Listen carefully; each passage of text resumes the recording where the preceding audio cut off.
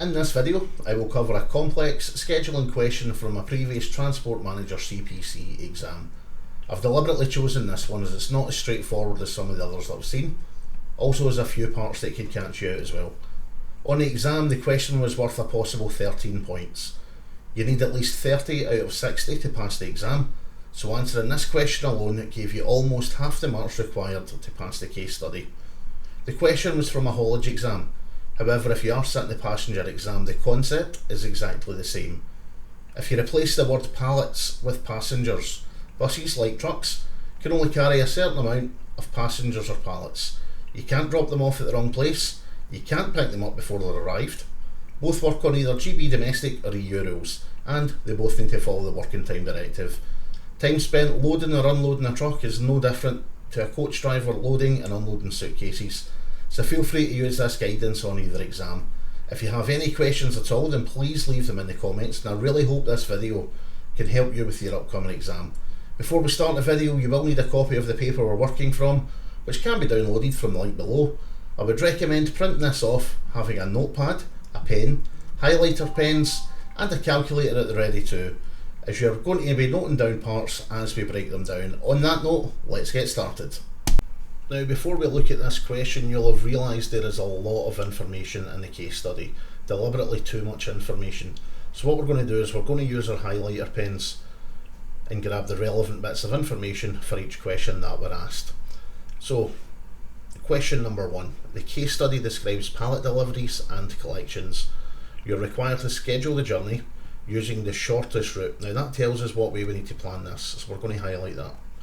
To the destinations shown, and complying with company policies. So that tells us something else we're going to have to reference to make sure we're answering the question properly. Use the information provided in the case study to complete a driver schedule for the deliveries and collections to and from Acme Haulage, Bravo Limited, Carapron PLC, Daily Industries and Everprol. Your schedule must begin when the driver starts work in Beeston at 7 o'clock, so now we've got a starting point and a time, and end when the vehicle arrives at its last scheduled stop.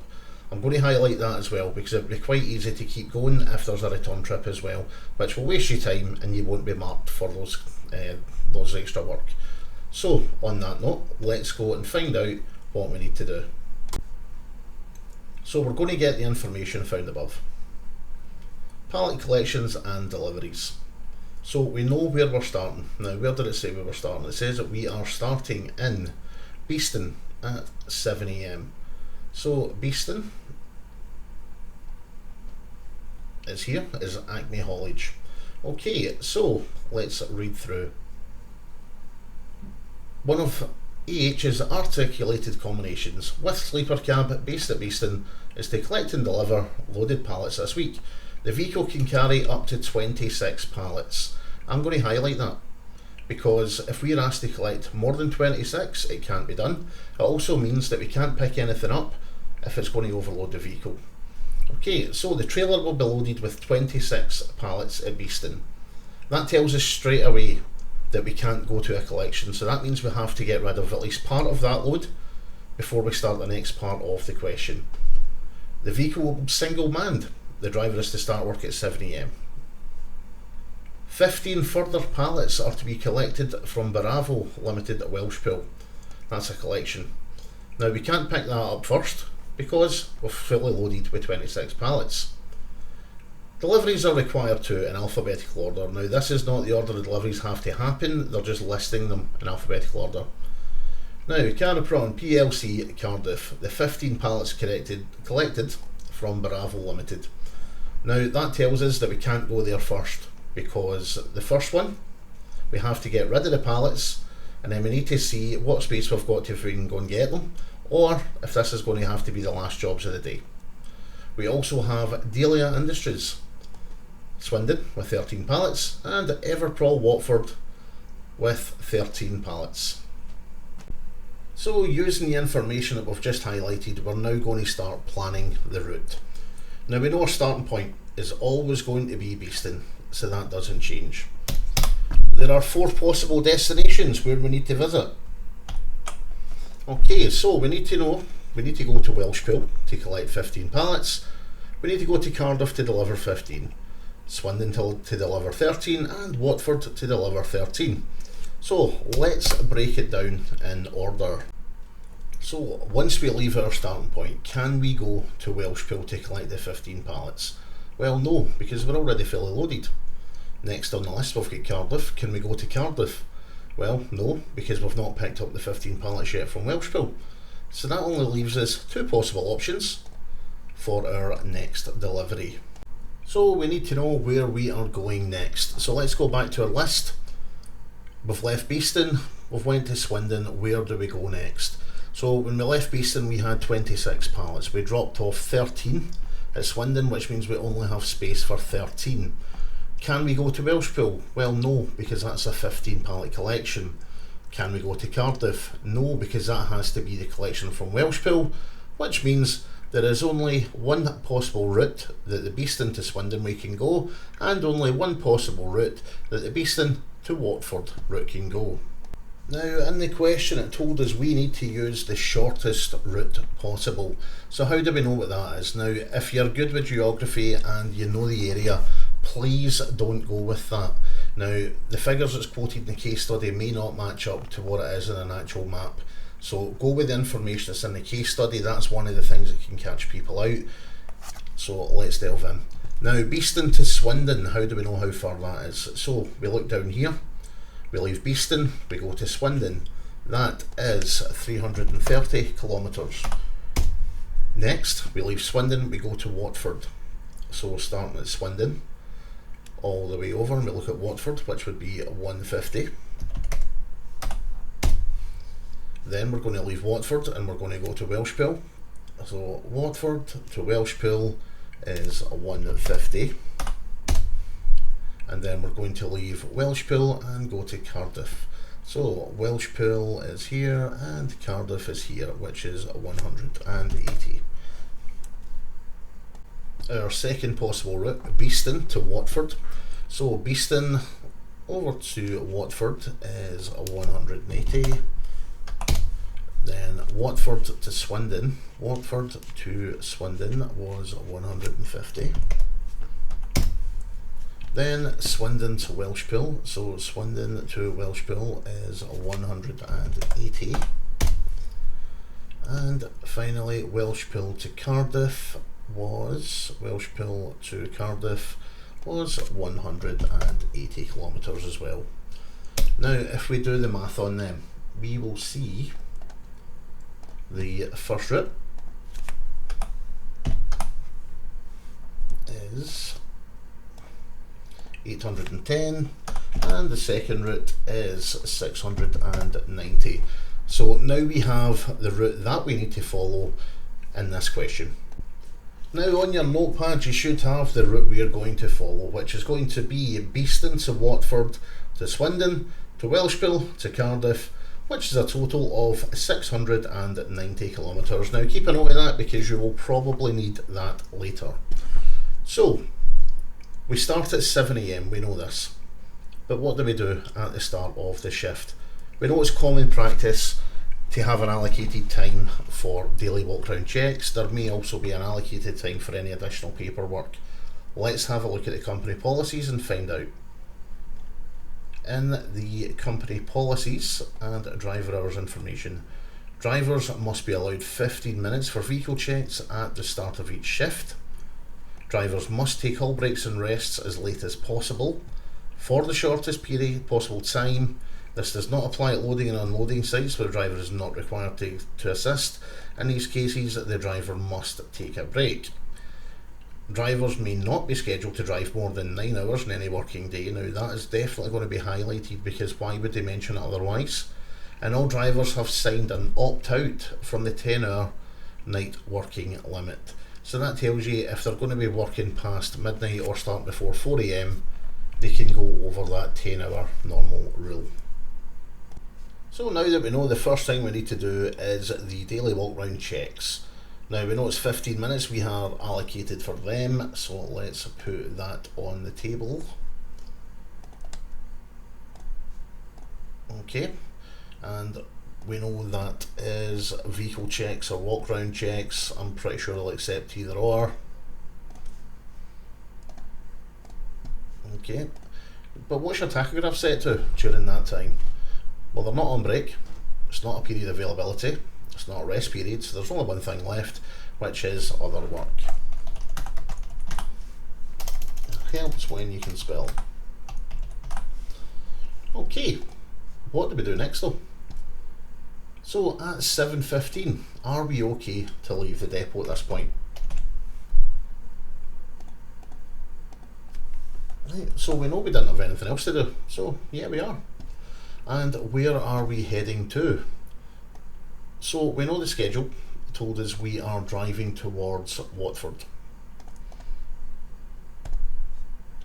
Okay, now what time are we going to arrive in Watford? So how are we going to figure that out? What we're going to do is have a look at the distance. So the distance from Beeston to Watford was 180, if I remember right. Yes, that was 180 kilometres. Okay, how are we going to convert that to time? Now, it says here, schedules will assume an average speed of 60 kilometres per hour. How do we convert that into time? What we do is we take the overall amount of kilometres, divide it by the speed, and that will give us the amount of hours. So a nice easy one, this one. 180 kilometres divided by 60 kilometres per hour gives us 3 hours. So we're left at 7:15 in the morning, and we are going to arrive at 10:15. Now don't worry, you're not going to have to be formatting it this way. All the boxes are going to be pre-laid out if you're doing an online exam, and if you are doing a written exam, you just write in the boxes. So tachograph mode for that one, well, we know the tachograph is automatically set. However, you would lose marks if you didn't write it in the box. So the tachograph mode would be drive. Now, we arrived at Watford. What time did we arrive there? We have arrived at 10:15. Now, what are we doing at Watford? Well, the vehicle has been unloaded. Okay, so the vehicle's been unloaded. How long does it take to unload a vehicle? Where would we find that? Let's go and have a look. Loading and unloading pallets takes 15 minutes at each destination. Drivers are required to assist, except at Liverpool Watford, where the driver must stay in the vehicle's cab. What did it tell us about that? Well, that told us that the driver must be on a break when they are not assisting with loading or unloading. So we now know the tackle mode for that one means the driver is on a break, and it takes 15 minutes for them to load or unload the vehicle.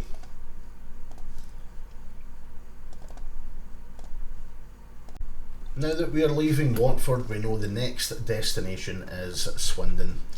Now, how long is it going to take to get to Swindon, and can we make it on time without taking a break? So we've driven for 3 hours and we've had a 15-minute break. We have 1.5 hours driving time left. Can we make it to Swindon in that time?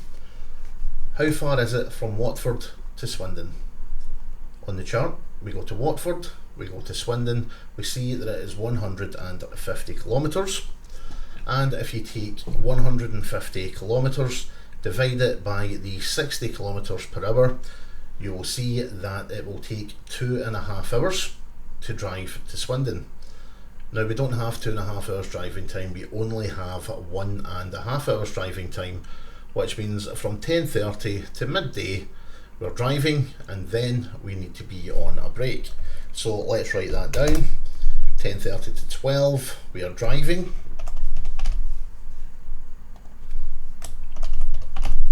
Then we need to take a break. And how long does that break need to be?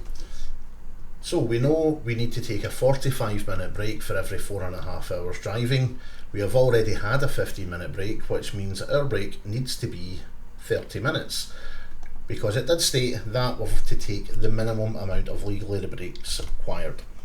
So at 12 o'clock we are taking, apologies for this, 12 o'clock, we are taking a 30-minute break.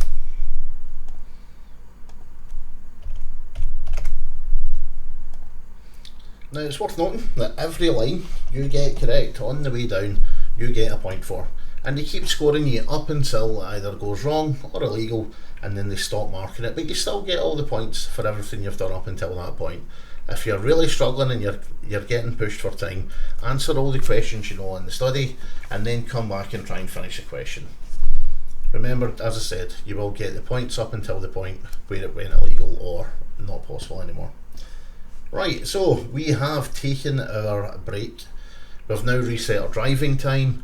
But remember from earlier in the company policies, it told us that we're only allowed to drive 9 hours a day. We've now used half of that driving time. Now, we left Watford to head to Swindon. We only drove for 1.5 hours. It's a 2.5 hour drive, so we still have 1 full hour to go before we arrive at Swindon. So, same again, we're going to resume the drive to Swindon.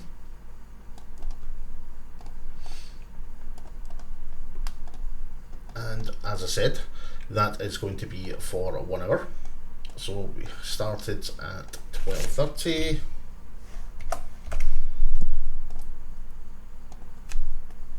To 13:30, and that was drive. Okay, now when we arrive at Swindon, what are we doing at Swindon? So at Swindon, we are unloading the vehicle.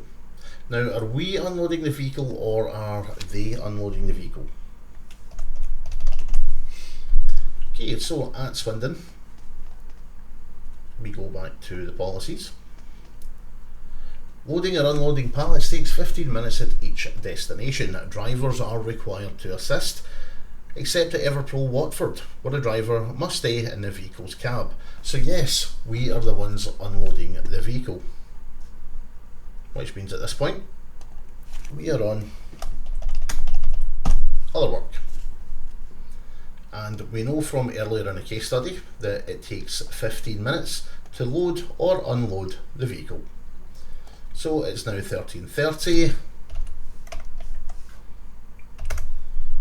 That takes us up to 13:45. We are now ready to leave Swindon and head to our next destination, which is Welshpool. Now, how far away is that? So we refer back to the charts. We are leaving Swindon. We are heading to Welshpool, which is 180 kilometres. 180 kilometres divided by 60 kilometres per hour gives us an even drive of 3 hours. So we leave there 13:45. We are driving to Welshpool. Tacho is set to drive, and we know it's 3 hours, so we arrived at 16:45. And we've now arrived at Welshpool at 16:45. Now, are we loading or unloading? Now, what did it say at the start?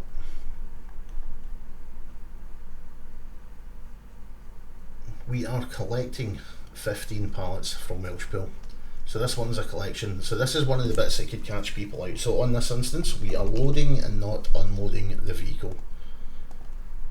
We also know from earlier that we are loading the vehicle personally and it's not the staff. So the tacho must be set to other work, as we are not on a break at this point. And we know it takes 15 minutes, which takes us up to 1700. And that is us finished at Welshpool. Now, we know when we leave Welshpool, our next destination is Cardiff. So let's have a look at the times again. We are leaving Welshpool and we're heading to Cardiff, which once again, 180 kilometres. So doing the math, 180 divided by 60 gives us a nice 3 hours. So we are a 3 hour drive from our next destination. Now, do we have 3 hours driving time left in the day?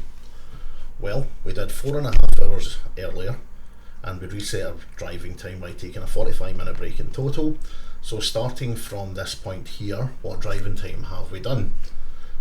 So from after our break we did 1 hour's drive there, and then we did another 3 hours driving, which is 4 hours driving in total, which means we've only got 30 minutes driving time left of the day before we need either another break or that is us for the day.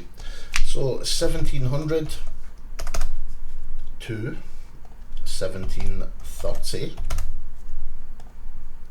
we are driving from Welshpool to Cardiff.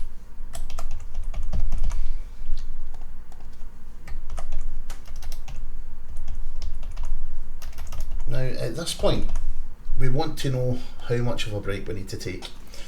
So we're going to check company policies to find out if, is that the end of the shift? Can we use an extra hour's driving time? Do they need to take a 9-hour rest, or do they need to take 11 hours off? So we're at 9 hours at the moment. Let's go back and have a look at the policies. Trailer's going to be loaded with 26 pallets, that's irrelevant. Vehicle's going to be single manned, okay. Next part is irrelevant. Loading or unloading, that's irrelevant. Details of further work to continue as follows. Has to be the shortest possible routes. Okay, so nothing mentioned there in the pallet collections and deliveries. Looking at policies, drivers must take all breaks and rests as late as possible for the shortest possible time. So this is either going to be a 45-minute break or 9 hours rest period. Because they're telling the shortest possible time, so it's not going to be 11. This does not apply for loading and unloading sites where a driver is not required to assist. That doesn't come into it. Drivers may not be scheduled to drive more than 9 hours in any working day. So that's us for the day on that one then. So now what we need to do is we need to take a 9-hour rest period. So 1730.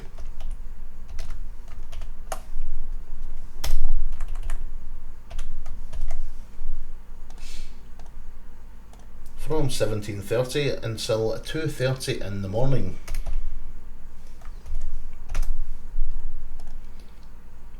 Now when we read above there, it mentioned about the 10-hour night shift rule, so that's why that comes into it, because we're now working between the night shift working hours. They've opted out, so there's no other exemptions there.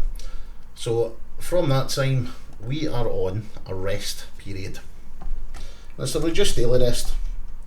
So we'll add in the word reduced, because you know what, they won't take any points off you for adding extra information. Reduced daily rest, and obviously it's on rest. Now what we're doing at 2:30 in the morning, so it's now 2:30 in the morning. Now when you wake up after doing an overnight, do you just start a shift, put the keys in and drive? Or are you legally required to do a daily walk round check? Well, you're required to do a daily walk round check, and it is also mentioned in the company policies as well. So we remember from earlier in the schedule, the daily walk round check, you are allocated 15 minutes to do this. So from 2:30, 02:30 to 02:45 is vehicle checks.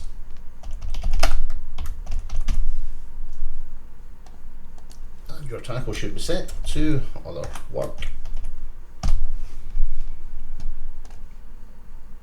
So now the vehicle checks have been completed and we are ready to hit the road. We are going to complete the drive to Cardiff. Drive, Cardiff. It is 02:45. How long does it going to take us to get to Cardiff? So there's a few bits here that can trip people up, because someone might forget we've already driven part of the way there. So what we need to know is the distance between Welshpool and Cardiff again, just to reiterate, which is going to be 180 kilometres. 180 divided by our average speed of 60 kilometres, it means it's a 3-hour trip in total. Take away the time we have already driven of 30 minutes, leaves us 2.5 hours. Which takes us up to 05:15. 05:15. Drive to Cardiff, and that is on drive. Now, when we arrive at Cardiff, what are we doing next? Do you know, let's go and have a look. Because this is where people could waste time. They're not going to lose any points, but they are going to waste a lot of valuable time. Now, if you remember in the question, it's quite easy to get overwhelmed and miss important parts of the question. It said, you begin the schedule when the driver starts work at 7 AM in Beeston and end when the vehicle arrives at its last scheduled stop. So we don't need to put anything else in, even though there is additional spaces here. Now, see if you need to double check it. We know this question is worth 13 points. I've actually cut that part off on the screen. I did mention it earlier. You will see how many points each question is worth on the question. So this is worth 13 points. They're looking for 13 lines of text. 1, 2, 3, 4, 5, 6, 7, 8, 9, 10, 11, 12, 13. Now, if you put extra parts in here, by saying that when you arrive at Cardiff you're going to offload it, it's going to take X amount of time, and then you plan a return route, blah blah blah. If you do that, it's absolutely fine. They won't deduct points. You've just wasted a bit of time that you could have been using in other areas of the case study. So there was a few parts in this one that could have caught people out.